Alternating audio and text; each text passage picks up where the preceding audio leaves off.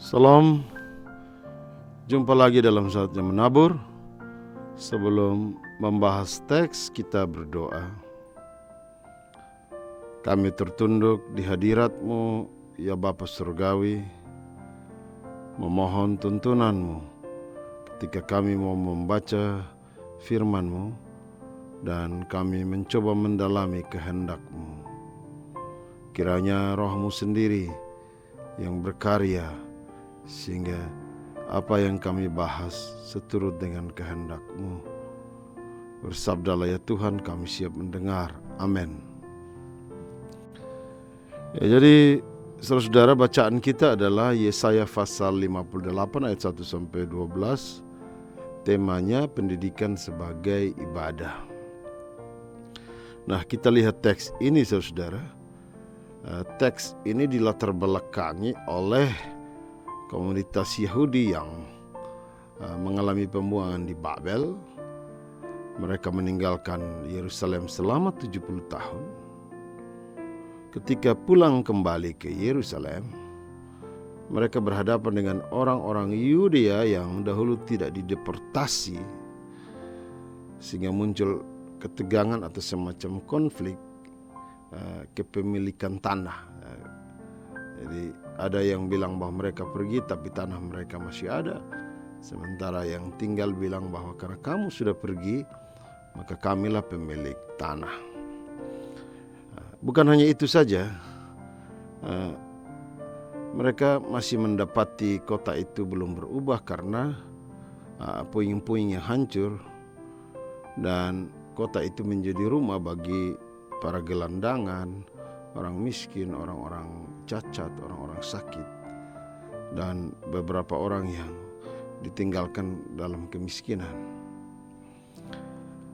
Birkuis dalam bukunya Yudaisme dan Bayangan Persia menyebutkan bahwa kaum gelandangan, orang miskin, selalu diperlakukan dengan tidak adil oleh kaum Yudea yang tidak dideportasi, sehingga ia menduga teks ini adalah peringatan kepada komunitas Yahudi yang kembali dari pembuangan agar semangat membangun kembali kota dan bait Allah harus juga seiring dengan perlakuan keadilan bagi kaum yang lemah.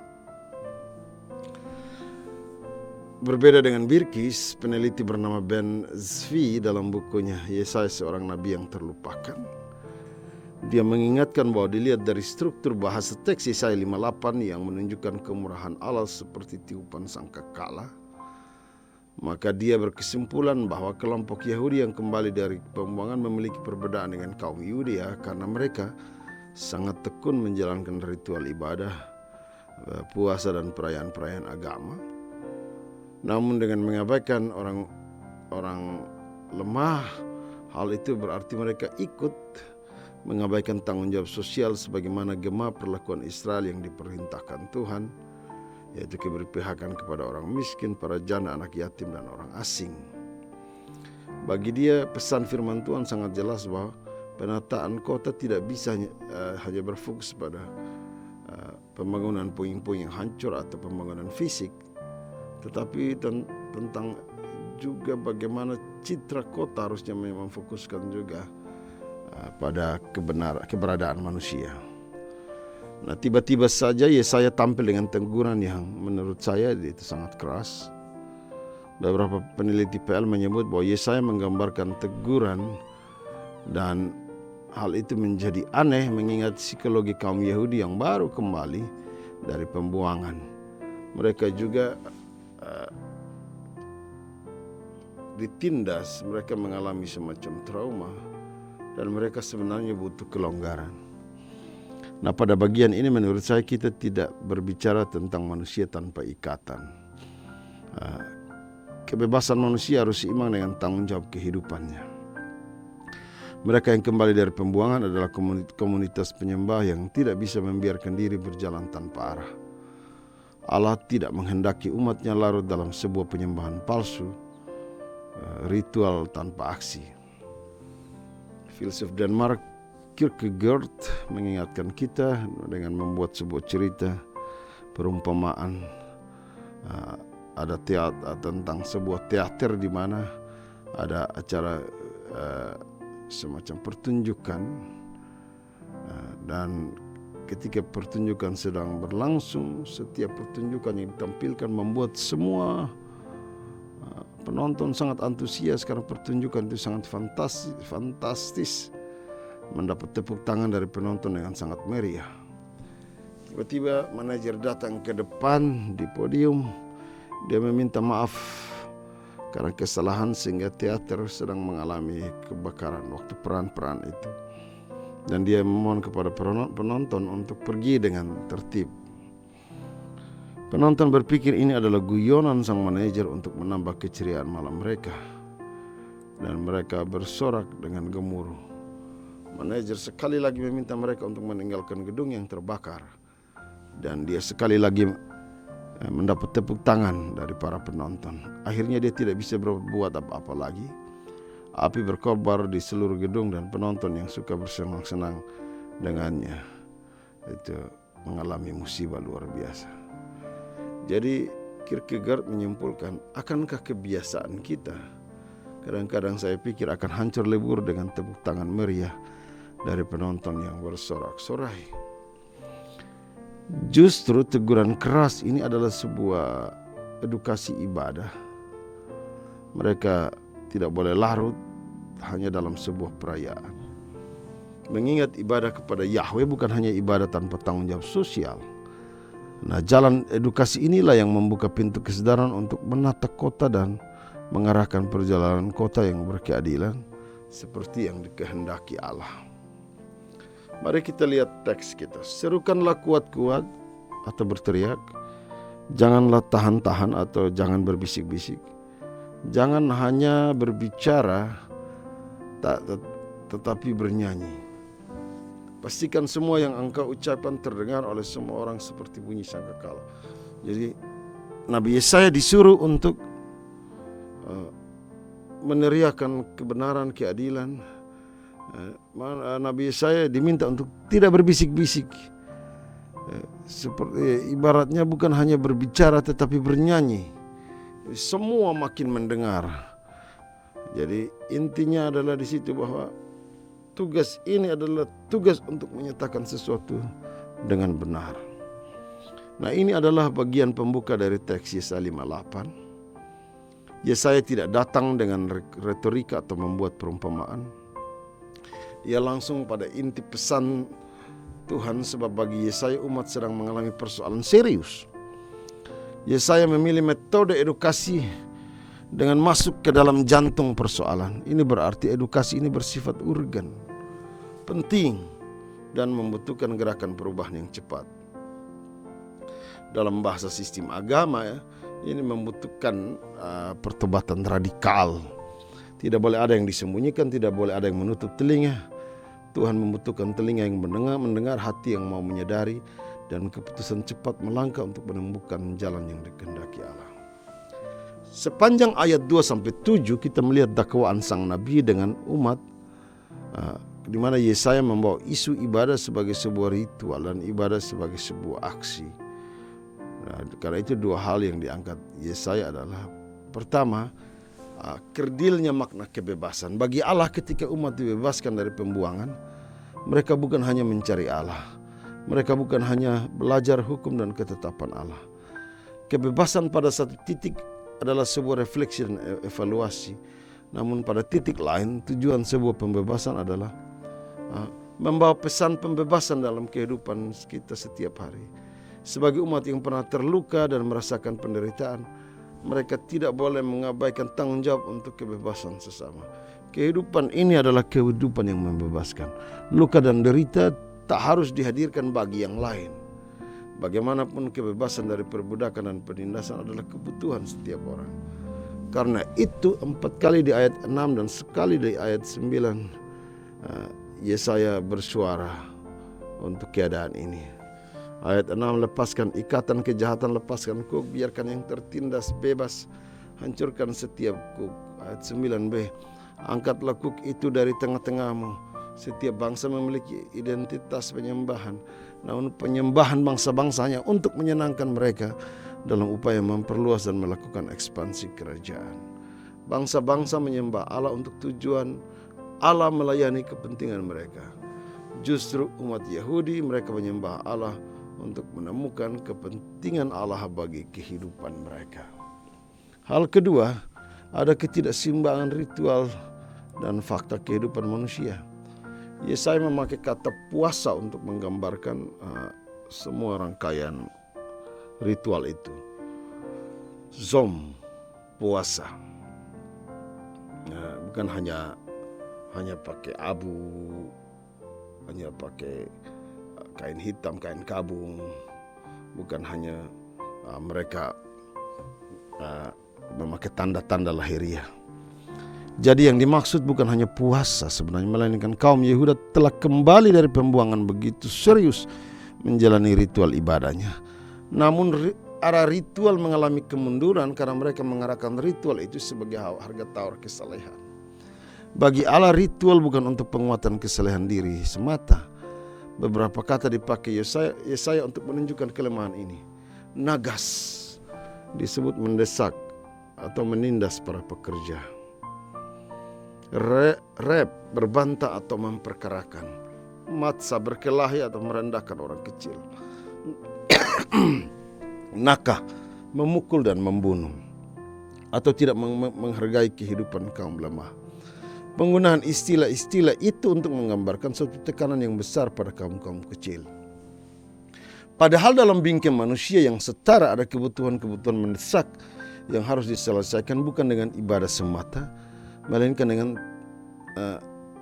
dengan tindakan nyata menjawab kebutuhan-kebutuhan hidup yang dialami oleh umat. Dalam ayat 7 dan 9 kita membaca kebutuhan-kebutuhan itu antara lain kebutuhan akan makanan, karena itu umat diminta berbagi roti.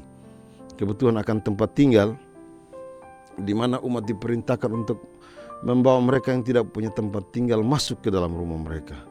Dan kebutuhan akan pakaian, di mana umat dinasihati agar segera menutupi yang telanjang. Khususnya dalam ayat 9b ketika Nabi Yesaya menulis, apabila engkau tidak lagi mengenakanku kepada sesamamu dan tidak lagi menunjuk-nunjuk orang dengan jari dan memfitnah. Maksudnya adalah umat memahami kebutuhan manusia akan rasa hormat. Siapapun manusia mereka mau untuk dihormati. Sebab yang terjadi adalah manusia mempraktikkan merendahkan sesama, menunjuk jari, satu sikap merendahkan dan memfitnah. Itu satu keadaan di mana orang-orang tidak beruntung hanya dijadikan narasi dari sebuah bahan cerita atau sebuah kutuk, dan mereka menganggap keberuntungan karena mereka tidak mengalami hal itu. Kadang-kadang begitu kan, ketika orang mengalami musibah, yang kita doakan adalah terima kasih saya tidak seperti mereka. Nah, karena itu Yesaya seperti membuka tabir keberadaan kita, karena kebanyakan orang miskin menjadi bahan seminar atau lahan proyek. Lalu atas nama kemiskinan manusia menetapkan anggaran yang ujung-ujungnya memuaskan pihak-pihak tertentu. Perkataan Yesaya mengingatkan kita akan konsep tahun Yobel yang diberitakan oleh Yesus dalam Injil Lukas 4 ayat 16-30. Tahun rahmat Tuhan, di mana Yesaya memproklamasikan tahun Yobel dan meminta semua orang yang mau mengikutnya ada dalam gerakan Yobel pula. Jadi Yesus memerintahkan proklamasi tahun Yobel sehingga para pengikut harus mengikuti gerakan. Kita lihat Yesaya memberitakan keadilan kepada umat Tuhan, dan Yesus menunjukkan keadilan kepada umat Tuhan dan yang menderita untuk membersihkan dan memberdayakan umat Tuhan, sehingga kesalehan kita akan menghasilkan semangat untuk keadilan sosial dan belas kasihan yang lebih nyata. Jika tidak, kesalehan kita akan menjadi kosong, nol. Dan jika itu terjadi, jika iman kasih dan pengabdian kita kepada Kristus tidak menghasilkan gairah untuk membebaskan yang tertindas dan memberi makan yang lapar, menampung para tunawisma, dan memberi pakaian kepada yang telanjang, dan menyingkirkan pembicaraan yang meremehkan dan sikap yang merendahkan. Lihat, jadi kesalehan yang kosong itu berakibat pada peran kita juga, bahwa ternyata jika kesalehan itu hanya sebuah kemunafikan, maka yang kita temukan itu adalah keberadaan manusia yang tidak mau melepas egonya. Tentu saja hal ini kata Yesaya akan membuat orang percaya mengalami transformasi di mana mereka akan terbit seperti fajar. Ini adalah janji untuk hal-hal baik, untuk apa yang terjadi dalam hidup mereka yang mau ada dalam gerakan keadilan ini. Ketika saya dan saudara menyerahkan diri kepada sesama demi keadilan dan belas kasihan, maka disitulah kita belajar dari apa yang dikatakan oleh Nabi Yesaya.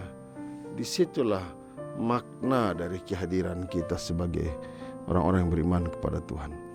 Dan kita tahu dari penggenapan nubuat ini di dalam Yesus bahwa ini tidak berarti kita mendapatkan berkat Tuhan. Allah sendiri melalui Kristus membeli orang-orang yang tidak beruntung dalam menyelamatkan kita. Dan kita terpanggil memberdayakan kehidupan kita sebagai sesama. Demikianlah dalam ayat 8 Yesaya berkata, jika kamu menyerahkan dirimu untuk membawa keadilan dan belas kasihan bagi dunia, maka itu adalah sesuatu yang jauh lebih penting daripada hidup hanya untuk kesenanganmu semata. Pada ayat 9-12 kita melihat janji Tuhan bagi orang percaya yang mau terlibat dalam gerakan belas kasihan Allah. Pada waktu itu terangmu akan merekah seperti fajar dan kesembuhanmu akan segera muncul. Kebenaran akan berjalan di depanmu. Kemuliaan Tuhan akan menjadi barisan belakangmu. Kemudian kamu akan memanggil dan Tuhan akan menjawab. Kamu akan menangis dan Dia akan berkata, ini aku. Maka terangmu akan terbit dalam kegelapan dan kesuramanmu seperti siang hari. Dan Tuhan akan membimbingmu terus-menerus dan memuaskan keinginanmu di tempat-tempat yang mungkin ada tantangan karena terbakar atau hangus dan membuat tulangmu menjadi kuat.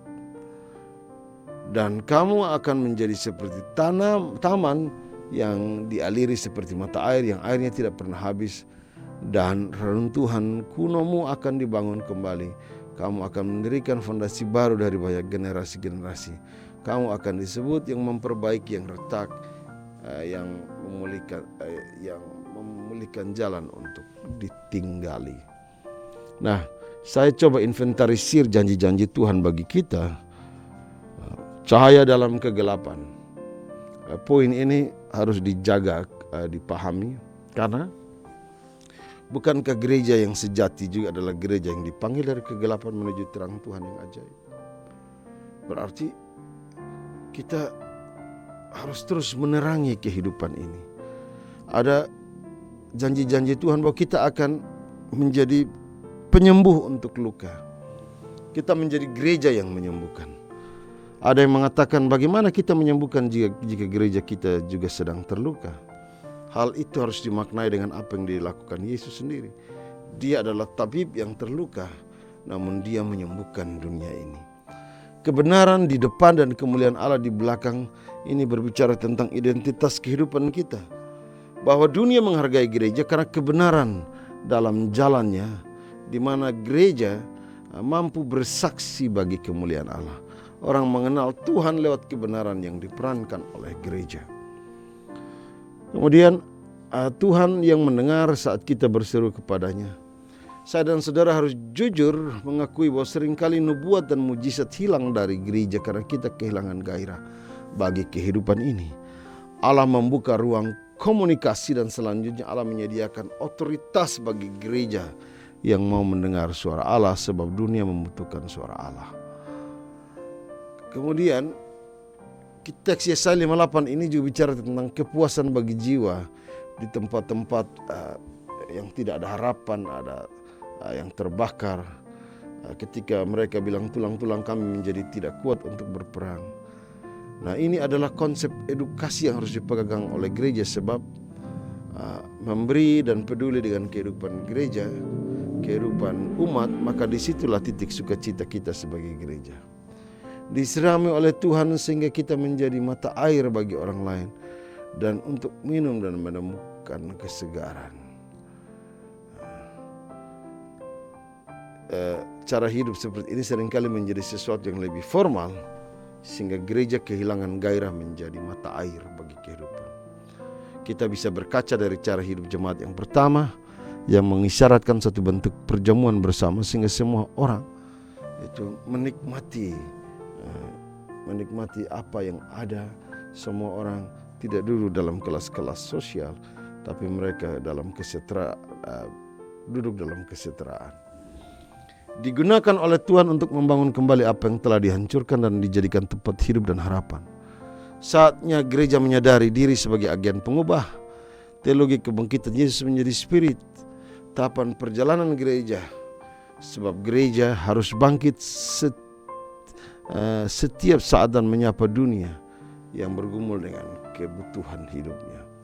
Nah, sekarang aplikasi apa yang mau kita tekankan dalam teks kita? Saya ingat ada satu catatan sejarah. Pada abad ke-6 Roma berada dalam kondisi kehancuran yang mengerikan. Roma itu kan terkenal dengan kota-kotanya yang besar, rumah gedung-gedungnya yang mewah, arsitekturnya yang luar biasa. Nah, dia sedang terancam karena salah satunya juga kebutuhan akan air bersih meningkat, suplai air bersih tidak kuat. Seorang bernama Gregorius yang kita tahu sejarahnya, dia masuk biara tapi dia menjual semua kekayaannya dia untuk perbaikan. Sebagai uskup Roma tahun 590 Masehi, Gregorius membantu menata kembali kota Roma dengan cara dia menggunakan keuntungan dari perkebunan paus serta giat menjalankan keadilan terutama kepada kaum pengungsi. Gereja bisa melakukan semua itu karena gereja adalah komunitas yang dahulunya terpinggirkan. Ketika gereja ada dalam pusat kendali, seruan Nabi Yesaya hendaknya menjadi misi bagi gereja untuk perhatian dan keterlibatannya dalam soal-soal ekonomi dan sosial. Edukasi terhadap gereja perlu dilakukan terus-menerus. Saatnya kita melihat kebutuhan penguatan kapasitas pendidikan Gemit sebagai gerakan yang harus dilakukan dengan serius. Lebih tepatnya, jika perayaan bulan pendidikan hanya berpikir pada sebuah perayaan, maka tidak salah jika soal-soal pendidikan di Gemit tidak lagi hanya dibisikkan. Tetapi jika kita menyadari bahwa panggilan gereja adalah melayani, di mana ini adalah edukasi yang sangat hebat yang Tuhan sampaikan melalui Nabi Yesaya, maka kita akan mengerti bahwa soal-soal pendidikan di Gemit tidak hanya dibisikkan, namun perlu diberitakan dengan terus terang seperti tiupan sangkakala. Lewat firman ini kita belajar bagaimana kemarahan Allah tetapi ada janji Allah bagi orang percaya, dan bagaimana kerinduan Allah agar umat tidak jatuh dalam dosa, tetapi umat bergerak untuk ibadah dan juga panggilan sosial kehidupan, termasuk gereja di dalamnya. Apa arti kita untuk keberadaan orang-orang di sekitar kita? Firman Tuhan memberkati kita. Amin. Tuhan Yesus berkati kami dengan firman yang telah kami bahas, supaya menjadi berkat dalam pemberitaan firman Tuhan. Kami percaya kuasa Roh tidak akan meninggalkan kami sendiri. Dalam nama Tuhan Yesus kami berdoa. Amin.